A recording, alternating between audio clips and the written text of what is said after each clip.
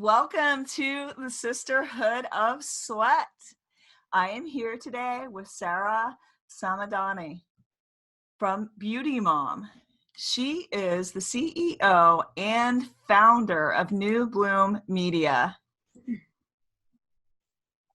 Hang on, guys. It's nice to be here. I'm moving stuff around. Whoop, here we go. My computer just went a little crazy. If you guys are just joining us, I am here today with Saarah Samadani from BeautyMomme. She is the CEO and founder of New Bloom Media. She's a digital influencer dedicated to educating and empowering women about what they put on and in their bodies. She is passionate about natural beauty and clean eating using immune supporting recipes. She takes a natural and holistic approach to help them achieve the quality of life that they deserve and the joy that comes with it. Her passion for wellness stems from her own experiences in ensuring that self-care is made a priority in her life after struggling with an autoimmune disease. The failures of traditional medicine, postpartum anxiety, and a drastic need to change her beauty routine to eliminate harsh, toxic ingredients. New Bloom is a Los Angeles-based creative social media management agency specializing in nurturing health, beauty, wellness, lifestyle, and mom-parent brands. They offer a full range of creative brand building services.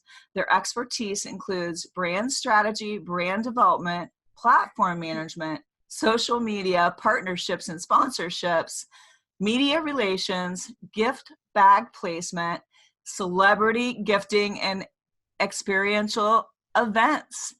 And I am really, really excited to have Saarah on the show and have her talk all about her brand BeautyMomme and also her new company, New Bloom Media. So without further ado, I want to welcome the one, the only Saarah to the show. Hi, everyone. It's nice to meet everybody. Thanks for having me on. I'm like, it's funny, like I still hear that and I'm like, whoa, oh my gosh, that's all the stuff I'm doing. I know, I love it, right? Because it's kind of like sometimes you forget everything that you have done in the past, and it's like if you sit down and you look over everything, and I think you should have those moments that you look back and you're wowed by what you have accomplished and pat yourself on the back and celebrate those moments. I think it's so true, and it's actually something that I've been promoting lately, just to make sure that you celebrate the little things and the little moments, because there truly are big moments. Because if I look back at where I started in this whole journey 8 years ago with everything that I'm doing, from the wellness and the events and the social media stuff, I'm kind of like, wow, I really have come a long way, and I should, even though sometimes I go through now and I'm like, oh, this doesn't feel good enough. I need to expand more. It's got to be bigger. It's got to be more. But then I look back and I'm like, well, actually, it's pretty awesome. It's pretty amazing. And I got to pat myself on the back and really give myself props, because it is all about celebrating those moments. I think, as a society and as moms, we don't give ourselves enough credit and appreciation. So, and you're always looking for validation from outside sources. And really, I think validation comes from within. What do you think about that? I actually think it's totally true. I think that if you're living your life's purpose and you are living it to receive validation from other people, then I think it kind of reduces the authenticity that is you and that is yourself. I think you need to be self-validating 100%. And it's not something that comes easy. Like it's totally hard to do, because you think like, oh, am I being a little like egotistical? Am I not being like, real if I'm validating myself? Like what if I come, because you're always worried about what everybody else thinks. But I think all that matters is that you're being real, that you're there to help people. And as long as you have that, I think just go for it. And I think you should give yourself credit for that and believe in yourself. Yeah, I was raised in the generation of where they thought when you were overconfident, you were cocky. Yeah. And so my mom would be like, no, you need to, have more humility. So I had to find that fine balance of what is confidence versus what is being cocky, Yeah. and that it is okay to be 100% confident in your abilities and in yourself. No, I think that's true. And especially if you're a face out there, and if you are going to become a digital, like a true digital influencer and influence people and be authentic in your voice and stuff. I think that that's really important, is to have the confidence, because I think people trust that when you have that confidence, and you're only going to give it to yourself. No one can give it for you. Like, I can put a post out there. Like, I'll give you an example. There was this one post I was so nervous about, and it had been the first time I was in a sports bra in my feed, because I feel like I should be a little bit more physically inclined, physically fit with everything I'm doing. And so I kept showing it to like my sister and my sister-in-law and my friends. I was like, what do you think about this? Should I post it? I don't know. What if people think that I look up, and then your ego starts backfiring against you.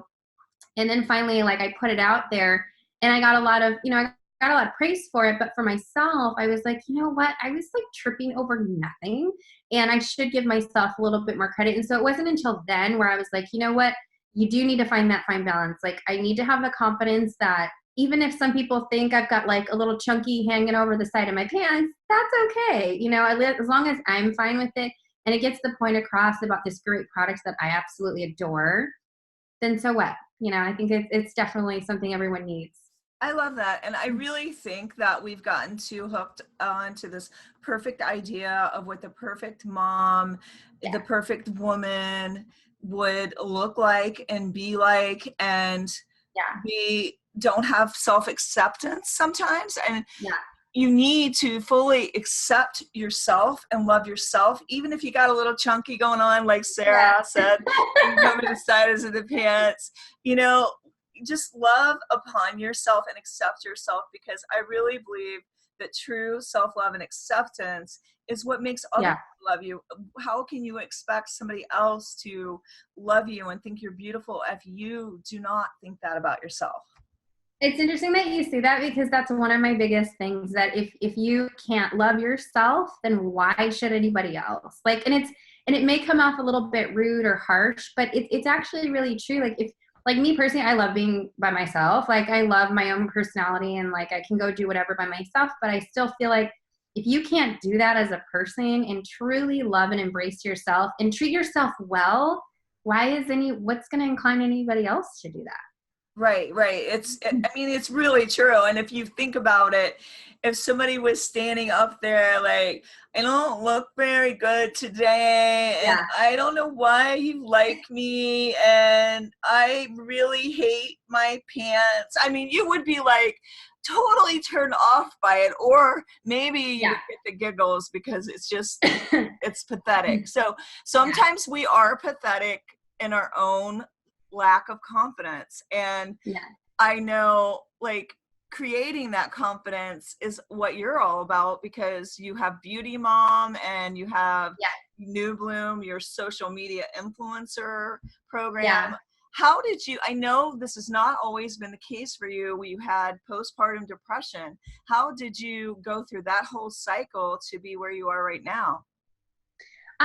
It actually was pretty challenging. So with me, like, I'm always trying to find the alternative methods, and I've always had a knack for health and wellness, and for me, in my opinion, I think that when someone has postpartum depression or postpartum anxiety, I always feel like the pregnancy has exacerbated maybe stuff that was left inside your psyche, inside your body or whatever, and it's kind of all coming out together.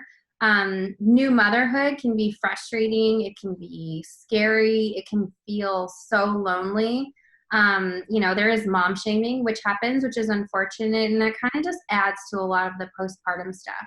I do think postpartum anxiety and depression can be a little bit hormonal, but I personally think that has a lot to do with the emotional well-being. So when I had my first child, I had postpartum anxiety, but I didn't know really what it was. Like I would wake up in the middle of the night thinking someone took my kid, or, I would be out in public and I would rush back to my car because I swear someone was trying to take my kid. Like, it was just really bad. And that's anxiety for sure. Yeah. And it really harms your way of life. And people don't want to be around that. Like, I don't like to be around that, because I like to be calm and collected, and I couldn't figure out what was going on, but I just thought, lack of sleep, which has a lot to do with everything. I was able to sleep train my child and stuff. And even when I was sleeping through the night, there was still something there.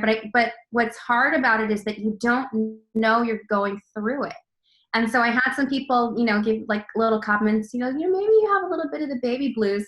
And as a first time mom, you feel decimated. You're like, oh my God, I'm such a failure. Like, how did I get this? Like, I just had a kid. I can't have postpartum anxiety. Like, that makes me the worst mom in the world. And then that just gets worse and worse and worse. And so then after I had my second child, it was off the charts. And my husband kind of sat down with me. You're anxious about being anxious. Anxious about being anxious. And so my second child, my first child was already sleeping through the night at that point, and my second child was sleeping through the night at 3 months. And moms are like, oh my God, I'd love to have what you had, but what was keeping me up at night was my anxiety.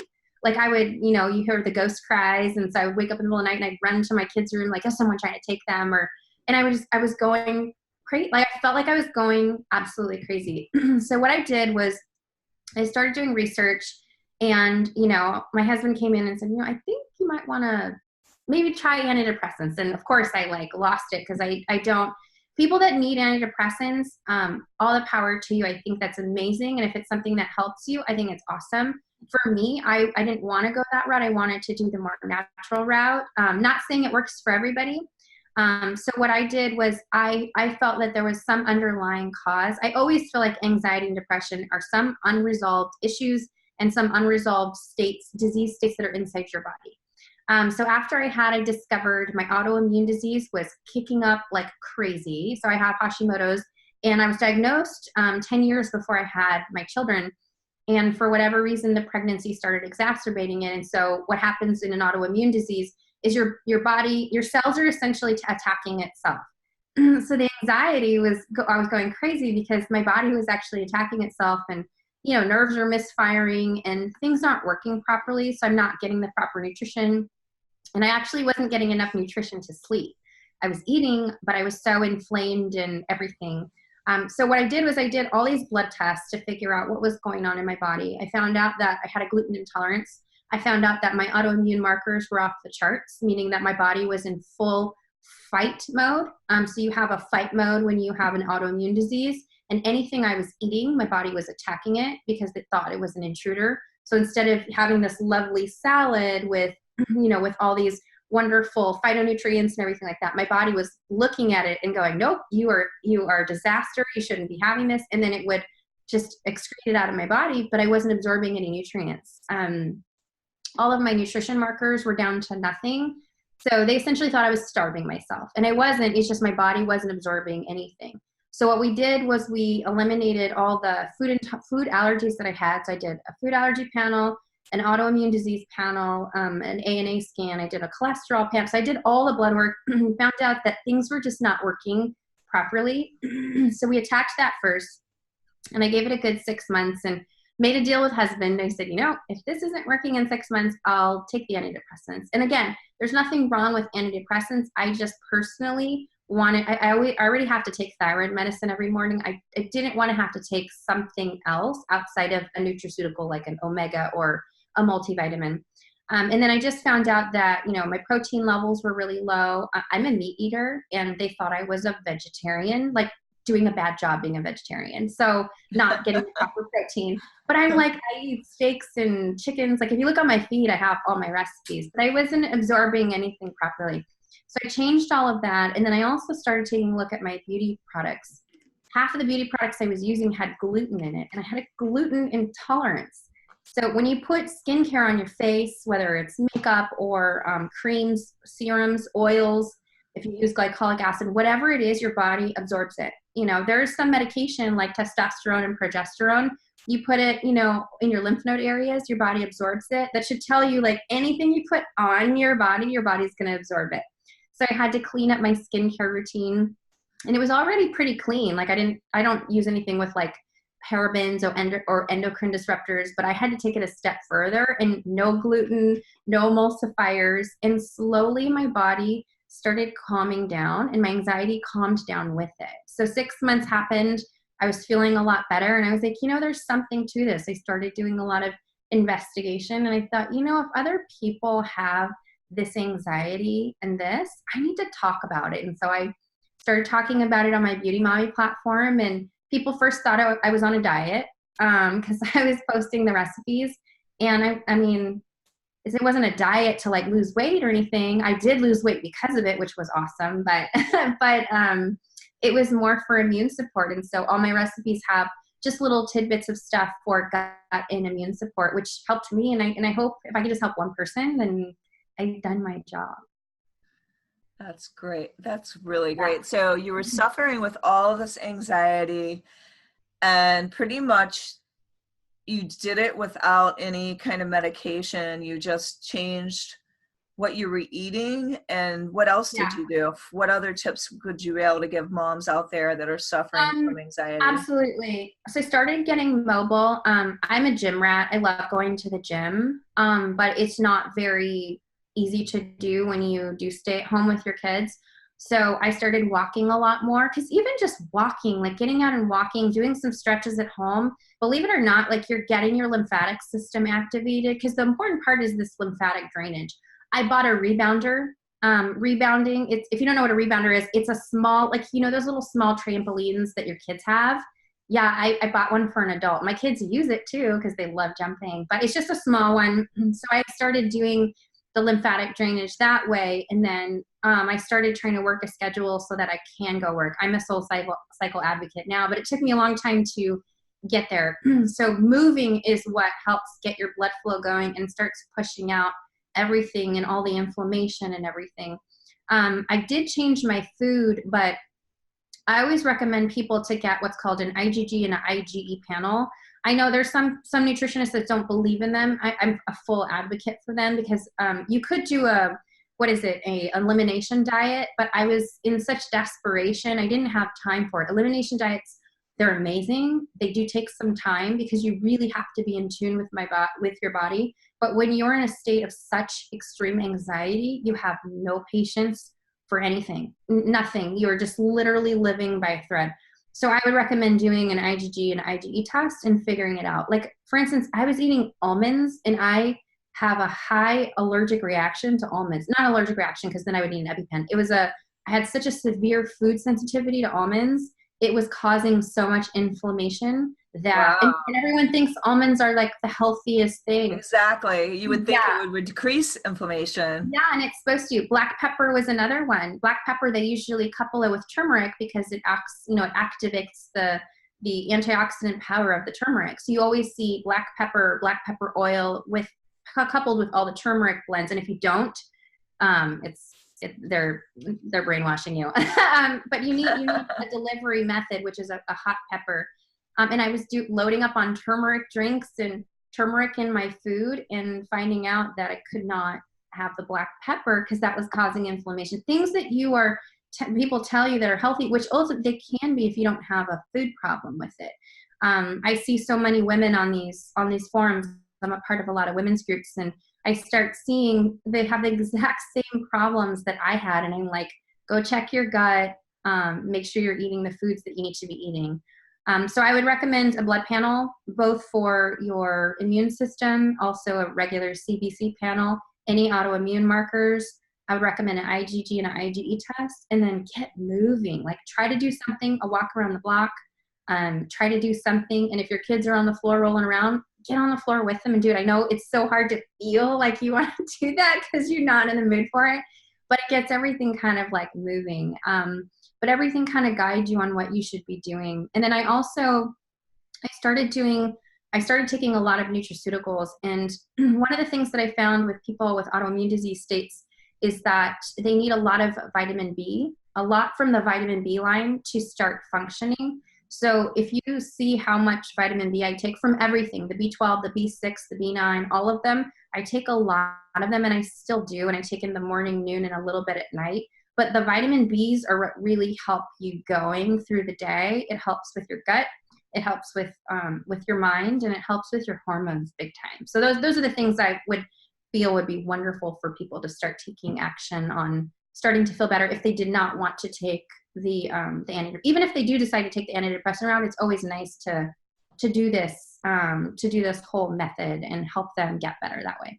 Well, I find it interesting because the whole reason why I ever got into fitness in the first place was because my mother was manic depressive, and she was depressed, and I grew up with her having anxiety and depression and suicidal, tendencies. And so as a young girl, I sought out, I remember how fitness made me feel, because I didn't understand what was wrong at the time with my mom. I didn't understand what a chemical imbalance was. And Yeah. I just feared, I didn't want to end up like that. I didn't understand it. I didn't know why it was happening.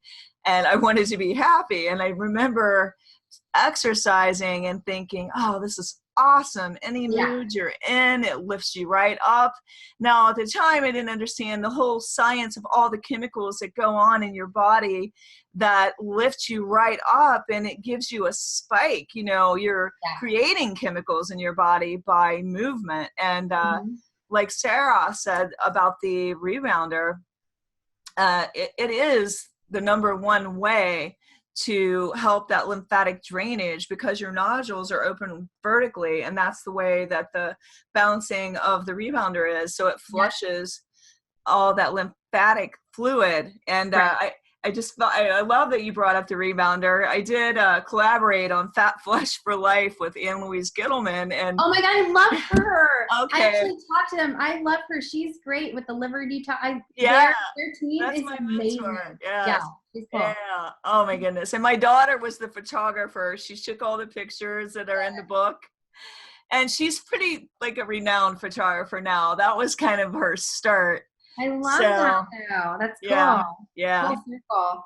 Yeah, I remember it's funny. I remember opening her book and understanding the ins and outs of the liver and all of the foods, but again, it was looking back on it. If I were to open it, going through what I was going through, she talks about the sulfuric compounds and the yolks of the eggs and the dills and all of that stuff to help with the liver. For me, those were actually severely highly flagged foods that would have actually harmed me. So I love a lot of the fitness and wellness books but for someone who's going through this, looking into the detoxes, you really got to know what foods you can't have. And it's eye-opening, and it's surprising, to be honest. Well, I am a big believer in learning what works for you, because I don't believe that one diet works for all. I think we're all created so differently, and our bodies react so differently because of our blood types and our genetics and all those things. So I do believe in finding out what works for you. And I like the whole idea of the elimination process. But you told us all today all these good resources about testing, which I'll make sure to include today in the show notes when we're finished. I think a lot of people don't even have a clue about any of that, and they're just overwhelmed with anxiety, and that's why they slap the medication on like a Band-Aid, they just want it to stop. Well, what's nice about the medication is if you do get to the severe states of, the suicidal thoughts and stuff like that, I think in those instances, it's absolutely needed to just help get you out of the state. But ultimately, pull you out. Yeah, I've seen it in members in my family that have needed it because they were so severely depressed, and it helps out a lot. And then just getting them, because it's trying to get them to the state where they actually feel motivated enough to be able to go to the doctor's office to get a blood test. Like, that's how severe this postpartum anxiety, depression, and from any type of depression or anxiety, anything, whether it's postpartum or not, it's getting to the state of feeling worthy enough to go to the doctor to get that blood drawn. And if medicine's needed, and I've seen it, if medicine's needed, do it, and then eventually know that this is a crutch that will help you. But it's a crutch. It's not a permanent solution, and it shouldn't be. But that's why I'm pretty adamant about just knowing yourself and knowing your body. I get asked all the time, hey, what's the best diet? What's the best this? And my first question is like, show me your blood work.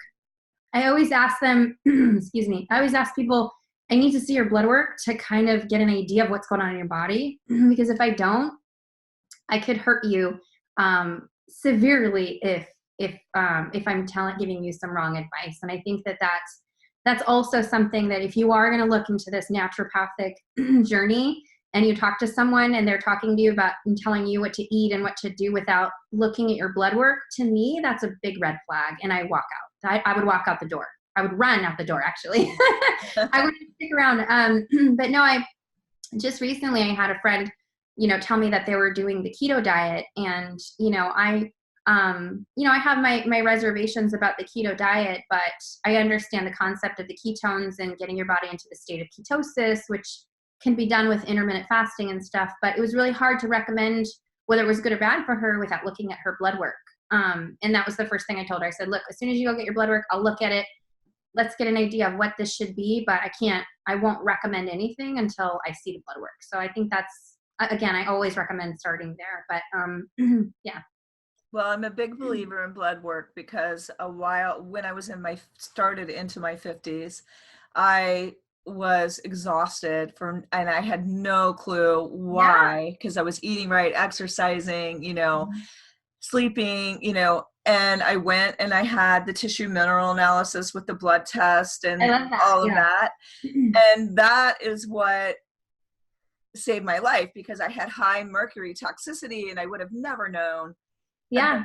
To a general practitioner, they wouldn't have been digging that deep. So I really am a big believer in getting your blood work done, running tests, and being vigilant about your health, and not just accepting somebody telling you to take 1,000 drugs. I really think you got to do your homework. You got to be your own advocate. I firmly believe in that. And just to add one more thing to that is I also believe that it's a journey and it's not an end-all solution. What works for me today is not going to work for me in a year from now, in 5 years from now. But also too, I always feel like the failure comes with, I call them, the people that do the resolutions. And I don't believe in New Year's resolutions, because I firmly believe that the wellness is a journey. So I feel like if you're going to do something and change something, let's say you go do this blood work and you want to, whether it's losing weight, getting your autoimmune markers down, trying to get off a diabetic medication, whatever your journey is, I think doing the baby steps and making it more of a routine is where you're going to see the most success. So when I personally got started, I started slowly eliminating foods that I couldn't eat, because I had to figure out how to cook stuff again, right? Because I had to figure out, okay, I can't cook with coconut oil, which was the biggest marketing scheme in my opinion. But I couldn't cook with coconut oil anymore, so I had to figure everything out. But just know, like, it's a process, and if you don't take medicine one day from your nutraceuticals, or you slip up because you wanted to eat that chocolate brownie, that's fine. But just get back on, and like crash diets, that's why they don't work. But just routine, I think, helps. And then it becomes part of your lifestyle. Like that morning walk will become part of your day, and you just can't live without that morning walk. Just like every single day, like I have collagen every single day, and I will not compromise on not having collagen every day, because that's just what I like. But it took me a while to get into it. I added into like my ground meat patties and all that stuff. But thinking that, again, the anxiety comes as you have all these, oh my God, I got to do all this stuff. But you don't. Just do one thing at a time, and I think you'll be golden, and you'll be successful, and you'll get better that way too. I love that. And we can climb onto this whole self-improvement journey through looking at your site. I mean, your site is, you have a couple sites, but I loved BeautyMomme. You have all of these great articles with good tips, well researched, and so you guys could find her blog is amazing. You could really find some good helpful tips and some good recipes on there. Yeah. As well as tell us about what is New Bloom Media and how did you get that started? It's actually funny how I got that started. So my background, I was a computer engineer I did satellite software for the government for a long time. And I started really falling in love with social media. It kind of gave me the nerdy little like analytical analytics that I was doing when I was coding, and I kind of got the same thing when I was doing social media, looking at patterns and seeing what works and being able to program like little widgets that feed into your website and stuff. So that kind of nerdiness in me, I really liked it. And one of the things I really was missing, again, as a woman, but eventually as a mom, was the camaraderie and the interaction between people. And with social media, I got that. You know, being in a skiff and working behind a computer, like I didn't really, I didn't feel like I was thriving personally, just not business wise, but just social wise and personally wise. So I started researching social media, and then I went to UCLA and did a whole certification. It was a 9-month program at UCLA for social media and marketing, and I fell in love with it. So I started doing social media management for brands for free, just to get it under my belt. And then I met husband and my brother-in-law, and we launched this big child safety event that we do every September with Allie Landry. And they're both my partners on it. And I really loved all the camaraderie. And then we slowly started building the company. And at the time that event was underneath a different company, and that company closed like 3 years ago. And I was like, you know, I think it's time to just make my own company and to like launch BeautyMomme, and, you know, BeautyMomme's DBA'd under my media company. And I just started focusing and harnessing a lot of the parenting brands as well as the health and wellness brands, because that's my space. And that's kind of how I got started. I employ stay-at-home moms. And I love that. That is so brilliant. I do that on purpose. We do have other individuals like our PAs that help us with a lot of the heavy lifting, that help us, that obviously are not moms because they're men. But yeah, I like to employ stay-at-home moms because I've never seen so much passion in a woman that is looking for it. And it goes back to the validation, right? Self-validation is, it's not necessarily that you're seeking it outwards, but, you know, when you are doing a service and you are getting paid for it, you feel motivated and empowered. And being surrounded in health and wellness brands and also children's brands, and you're a mom, it kind of like gets you into the mood, right? Gets you in the mood like, oh, this wellness stuff. Oh my gosh, collagen. Ooh, collagen water tastes like lemonade. Yum, you know, and then understanding like how to do a car seat, and feeling like you are a successful mom because you're getting the self-care and the wellness, and then you're also getting the child safety. So you're like, my kid's safe in the car seat. I'm good. I'm rocking this mom thing. So I really love to give the opportunities to stay-at-home moms. And my sister-in-law, she's a stay-at-home mom, and she's my production manager on everything that I do. And I absolutely love it. And she's one of the hardest workers like I am, and I love it. But yeah, we employ stay-at-home moms. Well, I love the fact that new moms have more resources than I had when I was a young mom. We were talking about this on the last podcast with Whole Mama Club. And so basically the lady had created this Whole Mamas Club, which women can get together and they don't feel that loneliness that you may sometimes feel like you're on an island by yourself. You do. Yeah, so I love that. And I'm trying to create the same thing for women that have children that have left home, and they're feeling that loneliness with it's like an empty nester. Yeah, it's like an empty nester, right? Like we all get there, and I think that what you're doing, I think, is completely needed. I think it's absolutely needed, and it gives people that drive and the motivation to get up out of bed in the morning and go hang out and go lift weights and look amazing like you do. Oh, thanks. It's because we're all hungry for connection. And so I think so you can either use the social media to create connection, or you can feel more disconnected, right? Absolutely. No, 100%. And I think the brands that you see thriving the most are the ones that have been really successful at building the communities, whether it's creating a great loyal influencer community, or whether it's just really welcoming everybody and responding to all the comments and everything like that. And those are the brands I personally am attracted to, because I feel like if they care enough for my little comment, they're going to really care about what goes on behind closed doors. And I've seen it. I've seen both ends. And I like to veer towards the end of, I care and I want to create community for you and for other women. What are your tips out there for women that are lonely? Maybe they're moms, maybe their children have left home. How can they connect better on social media? That's actually a really good question. I would seek out what your passions are, because I feel like you can create better connections with something that you're passionate about. So for instance, for me personally, like I always go look at the wellness communities, and I always look for groups on social media. So I'll always search out like wellness-minded groups and kind of get an idea there. An example is I actually had a connection in one of the groups. One of the women's were talking about they host events for women for wellness, like small like little pop-up ones that are like 20, 40 person events. And I wrote to her, I saw her post and I said, hey, I think we should connect and collaborate. I think this is great. I'd love to get to know you and stuff. And so that's kind of how we do that. Like, sure, there's those like fun quizzes, like, which most Disney character you most like, that everybody kind of gets their day into.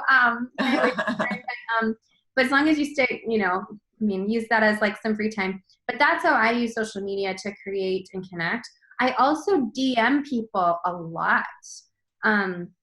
If there's a brand or an influencer or even a celebrity that I adore, I'll just send them a DM and just say, hey, I like your stuff. I do this. Like, can we collaborate? I'd love to meet you or whatever. And a lot of my relationships are created like that. And then you see them at local events and get out of the house. Like, go outside. If you see a local event that's in your niche, whether it's bingo or whatever it might be, it doesn't matter what it is. I actually love bingo, but but whatever it might be, just I think that's the best way to communicate with people and to really create that community that you want to have. Wow, I really love that. I think that you gave people some really good tips, and I DM a lot of people the same way, and that's how you meet them, and then you make these crazy amazing connections with people that are interested in the same things that you are. No, 100%. And obviously use the use of hashtags, because people will find you through hashtags. And don't block off your DMs. Like, I find a lot of gems, like a lot of people DM me and I don't turn them off because I want to meet people, and I use it as a community. Because again, you can exclude yourself from a social media community if you have everything blocked off to the world, but open up a little bit and check those those filtered messages that Instagram and Facebook does, and you might find some really good hidden gems. I know I have. Oh, for sure. You also find the other ones. Oh no, you find the other ones. Like I've got some fun pictures in my inbox too, that I really don't want to see. But you're like, whoa, where do the people find the time? No, I totally get it. But I found a lot of my strongest social connections that I've gotten have all been through groups that have similar interests as me, and then also through just DMs, because people want to find people. That's why people are out on social media. They want to find people. They want to find community. Not everyone's like that, but that's why I recommend finding someone that has the same interests as you, and you'll connect with them. Even if they live across the country, there's always DM, there's always Zoom, like we're on, and Facebook Messenger and FaceTime and all of that stuff. So you can always have a relationship that way too. Well, I love that. What do you think makes your social influencer part of Bloom Media unique? Because we're really authentic. I don't work with brands or people that aren't transparent. I'm really adamant about that. People that know me and follow me, like, I won't talk about a brand if I don't really like their products or if they have bad ingredients. And personally, I have to do that for my own personal well-being, because if it doesn't mesh with me, I just can't do it. I turn down a lot of money, and I make it very vocal that I do that for brands that just have really bad ingredients in their products. And I'm not scared to do that. And that's kind of what we do on our platforms. The events that we do will only work with brands that we believe in their products. We've turned down doing private events for brands we don't believe in. And the bigger events that we do, like the Bloom Summit coming up, we handpick the brands that we would like to have there and showcase at the event as well. Wow, I love that. I totally believe in being in alignment and being vocal about, like, if you have a platform, you have a responsibility to maintain it to your own integrity.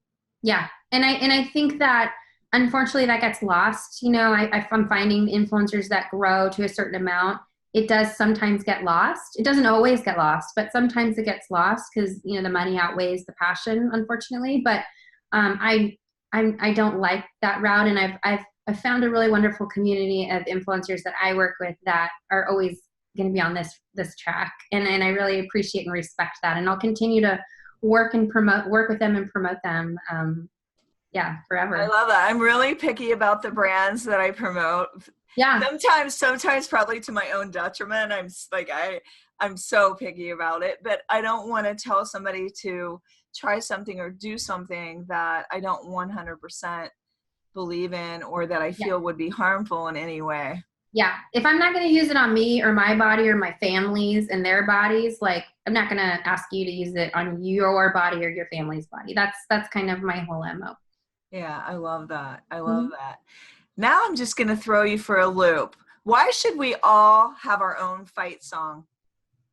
Oh my gosh, it's one of my favorite songs. Um, because I think it gives you integrity. I think everybody needs to have their own will and their own reason to be here, and they need to fight for it, and they have to make it known, because I always feel like if you don't have that, then that's where you start losing the self-love. I always feel like that kind of goes hand in hand, is the fight and the integrity and the passion. I think they all kind of go together, and ultimately it creates this path towards self-love. Well, and I think a lot of us may have expectations, where we think when we get in a relationship, when we get married, when we have the perfect job, well, we wouldn't have to fight for anything, right? We wouldn't have to stand up for our Yeah, own identity or our own beliefs. No, I think people have this just misunderstanding of that. And I I think you agree. have to have, if you don't have a fight song or you don't have a little something to fight for, that, your own identity, right? Because you can get lost, I Yep, think, having kids, being a mom, being a yep. wife, being whatever, a PTO director. Yeah, yeah. You'll have the PTO, but, if you don't have that little something for yourself, you're going to lose your identity, I think. I totally agree with you. And ultimately, it goes back to what I was saying in the beginning, is that you can't live your life for somebody else. And, if you don't fight for something that you believe in or have your own integrity, I think, and if it gets lost somewhere, then you're going to be living your life for somebody else. And you're going to lose your will to be here. Yeah, yeah. So I think uh and when you guys review this back, just let us know what your fight song is and Oh, why. I want to know everybody. I'm going to read all the comments on that. I want to know. I totally think that would be like so interesting to see. Yeah, I would love to see So that. I love that. I probably have had a few different ones over time. I think they're always going to change, though. I They don't think evolve. that you're going to have just one fight song throughout your entire life. Like maybe everything kind of will stem off of some of the originals, but I always feel like everybody changes, your life circumstance changes, and you have something new to fight for, when you're not married and then you're married, or, have a partner and decide to have kids or not have kids. I mean, your whole life transition just changes, and I think you will have multiple fight songs. Yeah, and it's important to have that why that gets you out of bed every morning. It's what drives you and what lights you up inside. So I just think having that fight song is kind of a semblance of that. Yeah, And so absolutely. I love that. You have to check out her blog. Where can they find you on social media and read your blog? Yeah, so all of my handles are BeautyMomme. So it's beauty and then MOMME on everywhere, from Twitter, Facebook, Instagram, Pinterest. That's all it is. And then my website is the same thing. It's beautymomme.com. So beauty and then MOMME.com. And if you want to check out my media company, it's called newbloommedia.com. And she has this great event coming up June 1st. Tell them about that, because it sounded really Oh my cool. gosh, my one of my favorite events of the year. So, with all of this self-care and self-love that I really want to instill in women, and I stemmed this off from the child safety event that I've been doing. I slowly started integrating self-care into that child safety event for the moms. And then I started working with like Soul Cycle and Box Union to do these smaller like fitness classes for them. And women really enjoyed it, especially the moms felt like, oh my gosh, it was so nice having that hour break and trying something new and having other women try it, and, boxing and just, getting really sweaty and then trying new products. So I launched this day retreat called Bloom Summit. It's for celebrities, influencers, and consumers. It's all about health and wellness. It's June 1st at the Beverly Hilton Hotel. You can go to bloomsummit.com if you want to. There's still a couple tickets left. But it's really nice because it's a day immersed in wellness. No kids are allowed. We love kids dearly, but we really want women to focus on themselves and immerse themselves in wellness and in clean beauty education. Part of the event, we have brands that are set out in the Oasis Garden at the Beverly Hilton Hotel, which is a really nice area. We have a salad bar for lunch. We have a single track of fitness. So we're doing yoga sculpt, love bar, bell, and box union for fitness classes if you want to just come out and take a couple fitness classes. And then we have a track of wellness seminars. I'm really excited about the lineup this year. We're doing modern nutrition, the ABCs of CBD, aromatherapy 101, love your vagina, beauty trends. I mean, vaginal care is kind of a big deal now. I think it's important for women to love and care for their, their nether regions. So the lineup of individuals that are speaking and all the seminars that we have are really wonderful. And we have really good gift bags too. We have kind of a reputation for good gift bags. So I'm kind of excited. We have a lot of wonderful brands that help support this and make this happen. And I'm really excited about it. I look forward to this event every single year. Awesome. Awesome. I really think that it sounds amazing. I love going to events like that. Maybe I'll have to come. I know. It'd be so nice if you can come out here. Well, I always get to visit my son when I go to LA, so you don't have to twist my arm too hard. That would be super cool. You'll let me know. I'll welcome you with open arms. And everybody else, just make sure if you want to go, you get your tickets right away because it's coming up. 1st of June. And I just want to acknowledge you so much for just being so open and so loving to women and getting them to love upon themselves. It's a gift. And I just so appreciate you for that. Oh, thank you. It's the nicest thing ever. Thank you for the nice, kind words. Absolutely.